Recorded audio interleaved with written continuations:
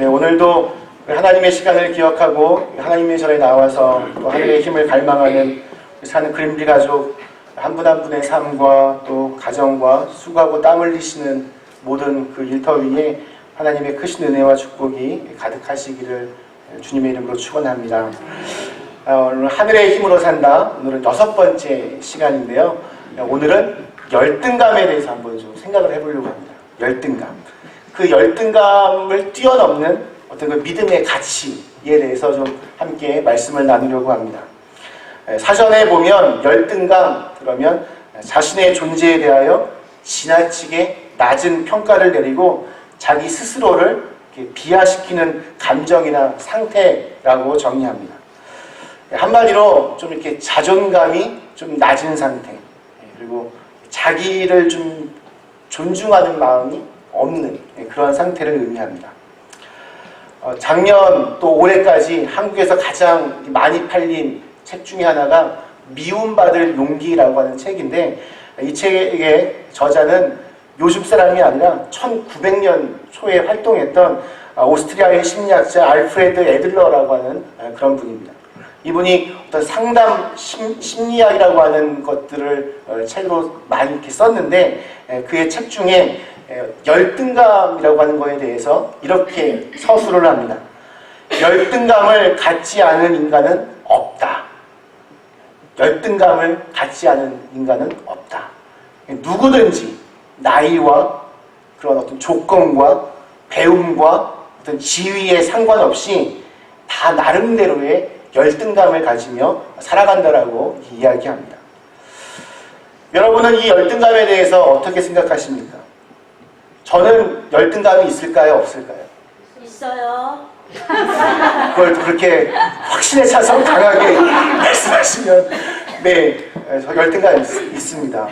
그리고 저보다 더 이렇게 머리숱도 많고 또 가끔 다른 목사님들 이렇게 설교하시는 것 보고 그러면 굉장히 이제 기가 죽을 때가 많이 있습니다. 네. 여러분도 어떠십니까? 나이도 좀 내가 이제 있고 좀 사회적 지위도 좀 생기고 그런 것들은 그냥 어릴 때나 하는 고민이라고 여러분 생각하십니까? 절대 그렇지 않습니다. 여전히 우리 그 인생의 도처에서 마치 언제 있었느냐 싶게 우리를 비참하게 만드는 것이 이 열등감이라고 합니다. 그래서 이 열등감을 가리켜서 우리 인생의 쓴 뿌리, 인생의 어떤 지뢰밭 이렇게 이야기하기도 합니다. 그래서 다 이제 해결된 줄 알고 살다가 어느 날 그 열등감의 그 뇌관을 탁 건드리면 숨어있던 상처받은 그 마음이 열을 받아서 점점 열을 받다가 마침내 폭발하여 전혀 자기도 생각지 못한 모습을 만들어내기도 합니다. 이것은 내가 믿음의 방망이를 한번 탁 두들겼더니 그냥 한 번에 짠 하고 없어지는 것이 아니라 우리가 주님 앞에 나아갈 때까지, 주님 다시 볼 때까지 내 마음속에서 나와 함께 계속 살아가야 될 그런 만성질환과 같습니다. 그래서 이 열등감에 사로잡혀서 이것에 붙잡혀서 그냥 질질 끌려다니는 인생이 아니라 이것을 어떻게 좀 더 잘 해석하고 이것을 어떻게 좀 더 잘 뛰어넘을 수 있느냐, 이것이 우리에게 정말 중요합니다. 성경은 이 열등감의 가장 근본적인 이유가 바로 죄와 관련되어 있다라고 이야기합니다.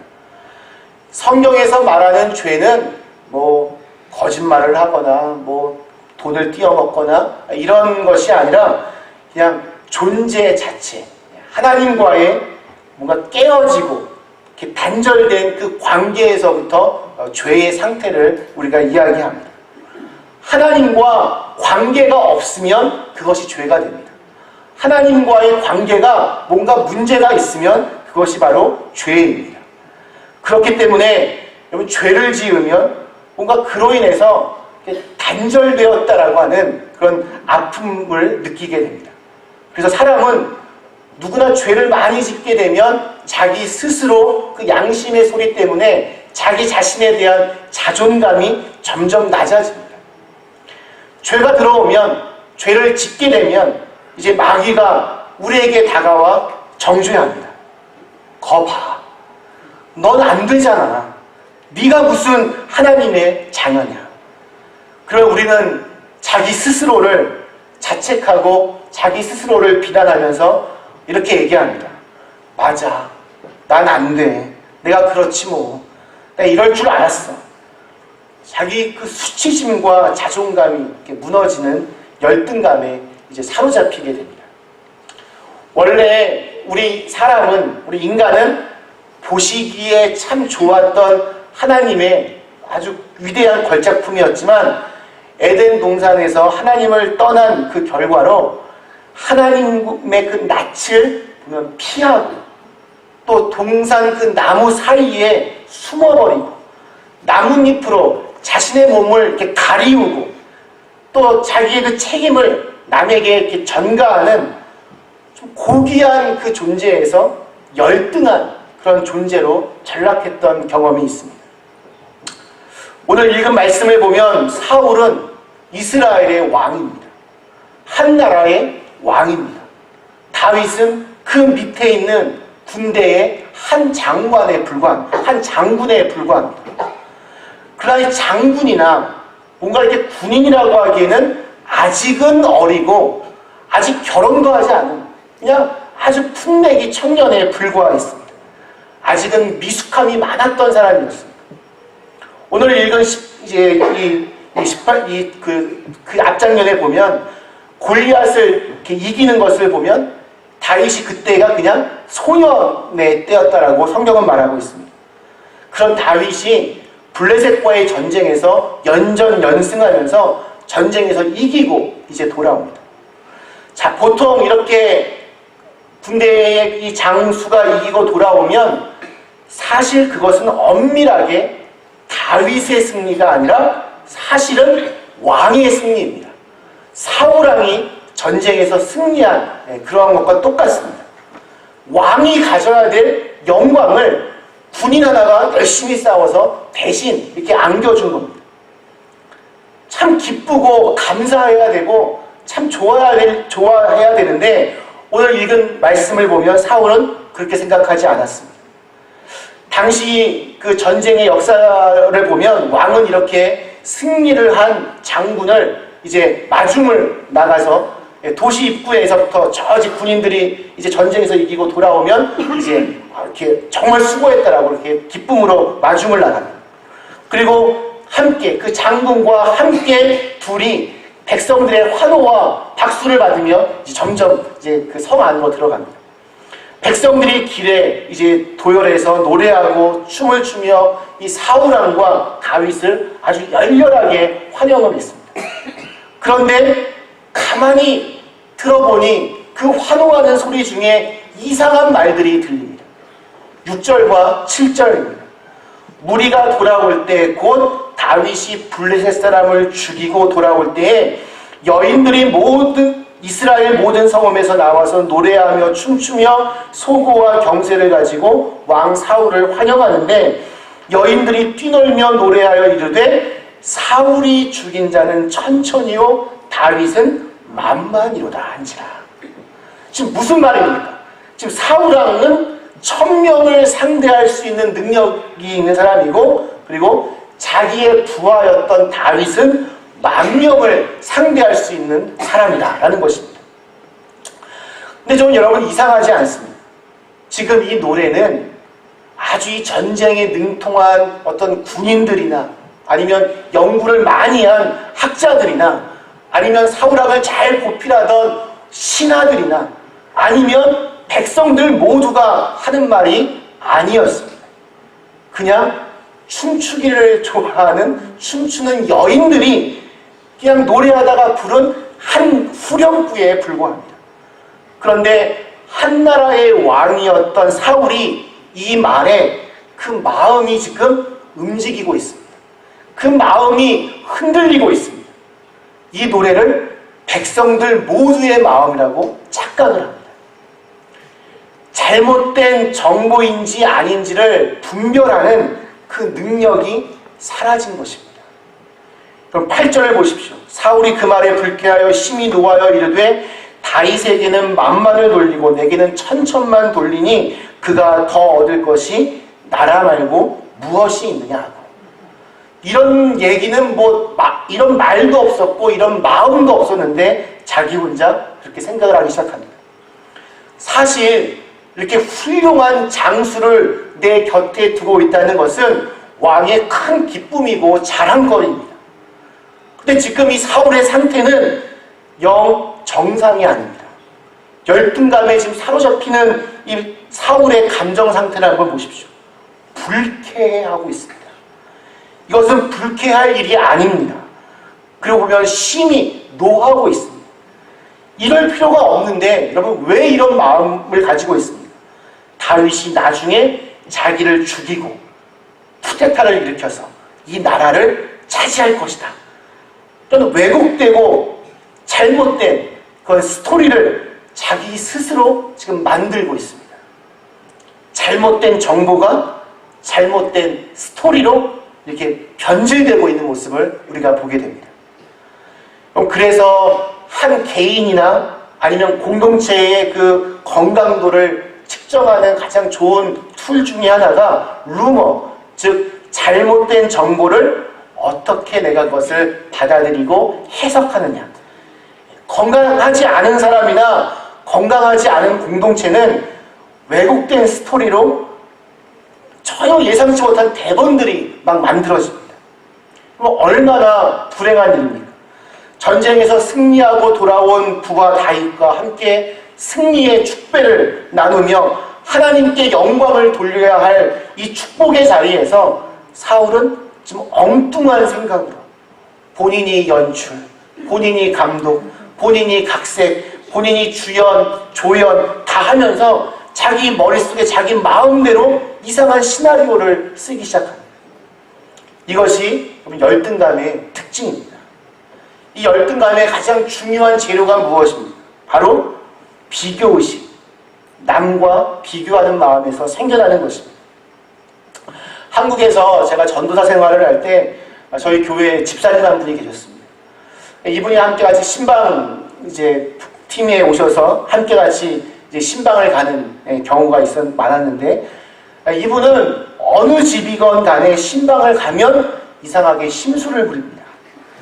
이사를 간 그 집에 신방을 가면 이제 목사님 모시고 한참씩 은혜롭게 신방 예배를 드리고 나면 꼭 하시는 말씀이 아파트에 가면 이 집은 전망이 별로 안 좋네요. 교통이 너무 불편한 것 같은데. 옛날 집이 더 좋은 것 같은데. 너무 집을 지금 비싸게 주고 산 거 아니야? 갑자기 분위기를 굉장히 망치게 됩니다.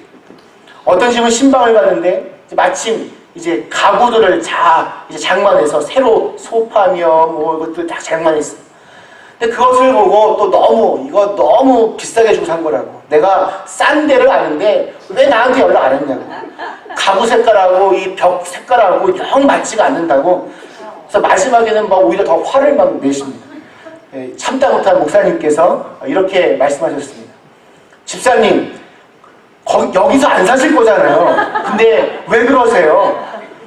그렇게 가는 곳마다 이렇게 우리 초를 친다고 하셔서 다들 그분 별명을 초집사님 이렇게 불렀던 그런 기억이 있습니다. 그래서 지금 생각해보면 사실 그분은 상처가 많으셨던 분이었습니다. 그 상처가 자기도 모르는 사이에 열등감으로 이제 자리 잡고 그래서 그 열등감 때문에 늘 마음속에서 질투하는 마음들이 생겨나고 시기하는 마음들이 막 일어났던 것입니다. 그 열등감이 나와 지금 전혀 관계가 없는 일임에도 불구하고 불쾌함, 분노함 이런 쓴 마음들을 가지게 된 것입니다. 9절에는 이렇게 기록되어 있습니다. 그날 후로 사울이 다윗을 주목하였더라. 이것을 세 번이요 성경으로 읽어보면 이렇게 묘사합니다. 그날부터 사울은 다윗을 시기하고 의심하기 시작했다. 열등감이라고 하는 것은 이 감정의 상태이고 또한 어떤 에너지가 있는 것입니다. 그래서 가만 놔두면 언젠가는 빵 하고 폭발합니다. 만약 사울 왕이 이 에너지를 좀 잘 다스려서 하나님에게 혹은 자기 발전을 위해 자기 내면의 것을 부었다라면 얼마나 다른 인생을 살았겠습니까? 참 아쉬움을 갖게 됩니다. 결과적으로 이렇게 충동적이고 파괴적인 열등감에 사로잡힌 사울왕의 모습이 어떻게 여러분 변합니까?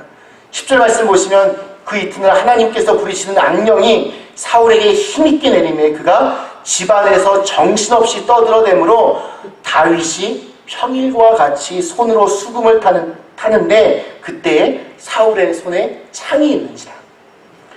열등감이 여러분 깊어지면 스스로가 자신을 추스리지도 못하고 또 통제하지도 못합니다.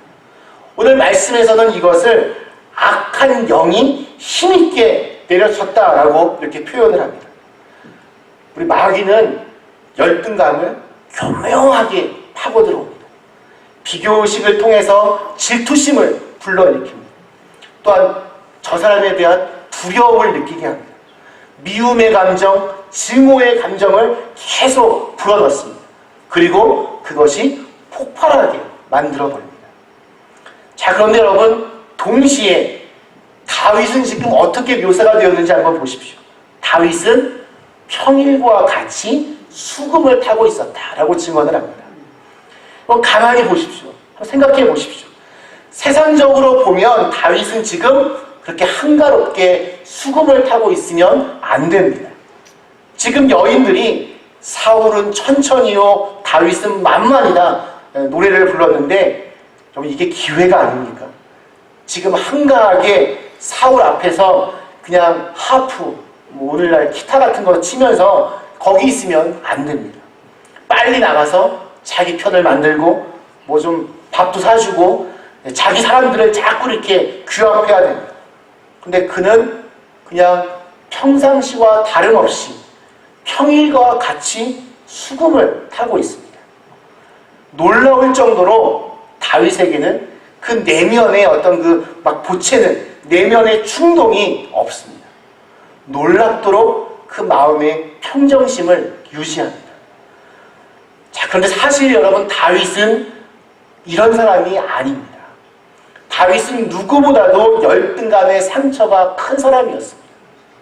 부모와 형에게 인정을 받지 못하고 컸습니다.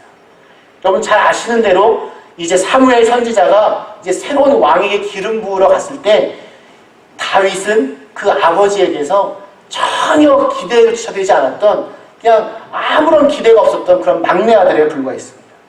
가족들 그 누구도 다윗이 골리앗을 이기고 훗날 이스라엘의 왕이 될지 상상조차 하지를 못했습니다. 이러한 다윗에 비하면 사울은 정말 집안도 좋고 기막힌 조건을 갖춘 사람입니다. 사무엘상 9장 1절과 2절에 사울에 대한 그런 묘사가 나옵니다. 베냐민 지파의 기스라 이름하는 유력한 사람이 있으니 그는 아비엘의 아들이요 스롤의 손자요 베고라스의 증손이요 아비야의 현손이며 베냐민 사람이더라. 기스에게 아들이 있으니 그의 이름은 사울이요 준수한 소년이라. 이스라엘 자손 중에 그보다 더 준수한 자가 없고 키는 모든 백성보다 어깨 위만큼 더 컸더라. 요즘 말로 하면 이 시대 말로 바꾸면 엄친아입니다. 못하는 게 없는 누가 봐도 완벽한 그런 조건을 갖춘 사람입니다. 그런데 이 사울이 어떻게 이런 병 들어가는 모습으로 좀 바뀌게 되었습니까?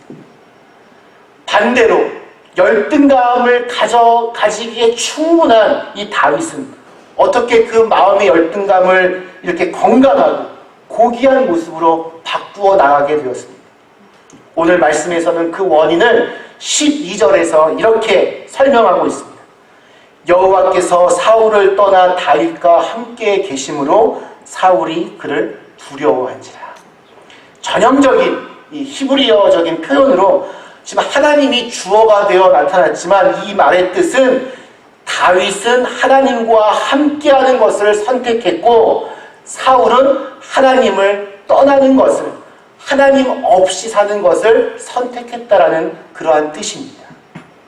다윗은 자기의 존재를 가만히 보면서 내 인생에 하나님이 없다면 그 어떤 것도 의미가 없다라는 것을 아주 철저하게 알고 있었던 것입니다. 하나님의 그 빛에 비추어 보니 내가 누구인지, 자기의 존재가 어떤 것인지가 보이는 것입니다. 결과적으로 오늘 마지막 13절과 14절에 이렇게 말합니다. 그러므로 사울이 그를 자기 곁에서 떠나게 하고 그를 천부장으로 삼으면 그가 백성 앞에 출입하며 다윗이 그의 모든 일을 지혜롭게 행하니라. 여호와께서 그와 함께 계시니라. 이 14절 제일 마지막 절을 영어 성경 NIV에서는 이렇게 말하고 있습니다. 제 발음 되게 안 좋으니까 이해하시고 들으세요. In everything he did, he had great success because the Lord was with him. 하나님이 늘 주님이 함께 하시기 때문에 그는 위대한 성공을 거둘 수 있었다고 합니다. 그가 했던 모든 일이 다 하나님과 함께 했기 때문에 가능했습니다. 오늘 사울과 이 다윗을 통하여 말씀하시는 우리 주님의 음성은 무엇입니까? 여러분에게 주시는 하나님의 음성은 무엇입니까? 너는 너 그 자체로 걸작품이다. 절대로 다른 사람과 비교하지 말라. 여러분, 나하고 똑같은 사람은 이 세상에 아무도 없습니다. 그 하나만으로도 나라고 하는 존재는 정말 유니크하고 아주 귀한 그런 존재입니다. 비록 질그릇과 같이 깨어지고 또 상처받기 쉬운 존재지만 이제 내 안에 보배로운 예수님이 계십니다. 내 안에 계신 주님 때문에 나는 최고의 가치를 지닌 하나님의 걸작품이 된 것입니다. 말씀 마치겠습니다. 사랑하는 그림가족 여러분, 오늘 아침에 빳빳하게 다림질을 해왔는데 여러분이 보시는 것처럼 다 뜯어졌네요. 지금 제 손에 여기 20불 있습니다. 원래 100불로 하려고 했는데 20불로 했습니다. 이것의 가치가 그러면 얼마입니까? 당연히 20불입니다. 제가 이것을 구겼습니다. 이건 얼마짜리입니까? 그래도 똑같이 20불짜리입니다. 제가 바닥에 떨어뜨리고 발로 여러 번 밟았습니다. 얼마짜리입니까? 여전히 20불입니다. 이 화폐를 발행한 정부가 이 화폐의 가치를 취소시키지 않는 한 비록 조금 구겨지고 더럽혀지고 때로는 발에 밟혔어도 여전히 그 가치는 변함이 없습니다. 때로는 우리의 인생이 이렇게 구겨질 수도 있고 찢겨질 때도 있습니다. 때때로 열등감에 사로잡히기도 합니다. 그러나 이 열등감이 나를 끝까지 붙잡지는 못합니다. 병들었어도 나의 가치는 변함이 없습니다. 가난해도 나의 가치는 변함이 없습니다. 내가 힘이 없어도 나의 가치는 변함이 없습니다. 하나님께서 나를 얼마나 귀하게 여기시는지를 우리가 기억한다면, 그것을 깨닫는다면 열등감은 더 이상 나를 괴롭히지 못합니다. 여러분 스스로를 정말 존귀하게 여기실 수 있기를 축원합니다. 하나님의 힘으로 살아가는 사람은 하나님이 나를 얼마나 귀하게 여기는지를 잘 아는 사람입니다. 내가 귀한 이유는 내가 남보다 잘나서가 아니라, 내가 남보다 똑똑해서가 아니라, 내가 남보다 더 열심히 교회 생활을 해서가 아닙니다. 하나님이 나를 그렇게 귀하게 창조하셨기 때문입니다. 그렇기 때문에 여러분 쓸데없이 기죽지 마시고, 쓸데없이 잘난 척하지 마시고, 쓸데없이 이 사람 저 사람 말에 흔들리지 마십시오. 언제 어디서나 하나님과 함께하기에 자신의 그 고귀함을 잃지 않는 저와 여러분이 다 되실 수 있기를 주님의 이름으로 간절히 축원합니다. 함께 잠깐 이 시간 우리 주신 말씀을 생각하시며 기도하시겠습니다. 하나님, 오늘 사울